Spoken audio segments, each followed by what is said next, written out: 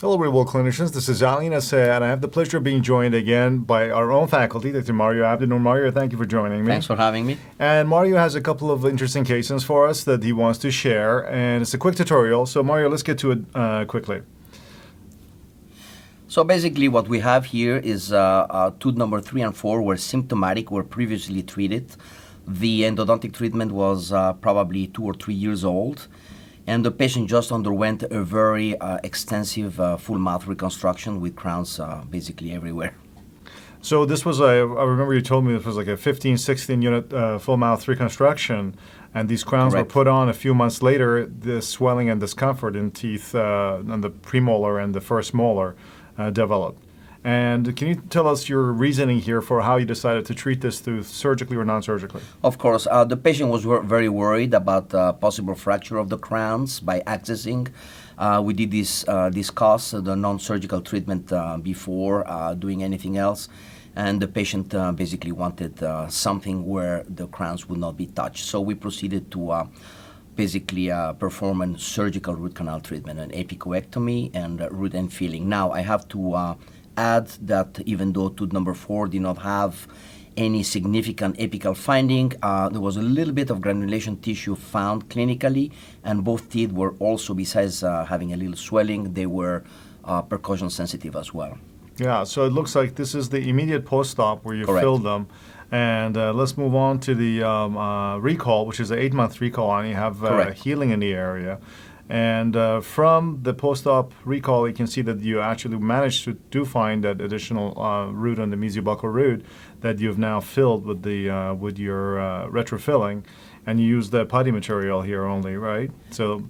Correct. So the bioceramic putty was used here, and the MB1 and MB2 were found, prepared, and the isthmus also was connected. The isthmus connecting both of them was prepared. Number 4 exhibits also an isthmus, and you can see how the root end fillings were placed on both canals, the palatal and the buccal canal. My experience, Mario, has been that anytime you find these ribbon-shaped roots in which there is more than one canal, Correct. very likely that there is an isthmus present. And these cases are best, obviously, to the extent that you can improve your irrigation through using ultrasonics and various forms of agitation. It can help, but oftentimes they're very difficult to clean, or it might be even impossible, and the tooth Correct. ends up needing surgery, and surgery is a very definitive way to treat these if you treat and fill the isthmus as well. So this is the post-op, 8 months post-op clinically, and it looks like the tooth in the area is healing well. It's interesting, in the pre-op, this patient has some extensive periodontal therapy, which I assume is under periodontal care. He's under periodontal care. There are some periodontal issues on tooth number 2, and there was some probing found, and the patient will basically see the periodontist and discuss a possible implant if the conventional periodontal therapy does not work. But it's interesting, in the clinical x-ray, it looks like the periodontal condition is not too bad when you look at the clinical picture here. So it's healed very nicely. So let's move on quickly to the next case here, which is another molar. Correct. With periapical lesion. So what's the history there? The patient had trauma, fell a few months before the initial non-surgical root canal treatment, and the 2 crowns were placed because there were fractures on both teeth. The crowns were placed by the dentist.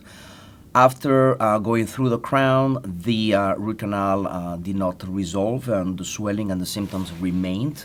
So we proceeded in recommending surgical intervention in there, and basically what we told the patient, we would be doing an exploratory surgery, and you can see there the 3 root end fillings, and yes, at the end of the mesial canal, of the mesial root actually, there were a little bit of fracture lines that were discovered.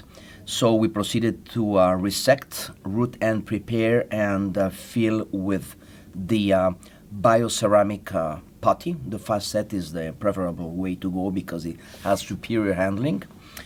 Unfortunately, there are a few little voids in there that were trapped, even though it does not really affect it clinically. There are ways, and we'll discuss that now, and how to avoid those voids.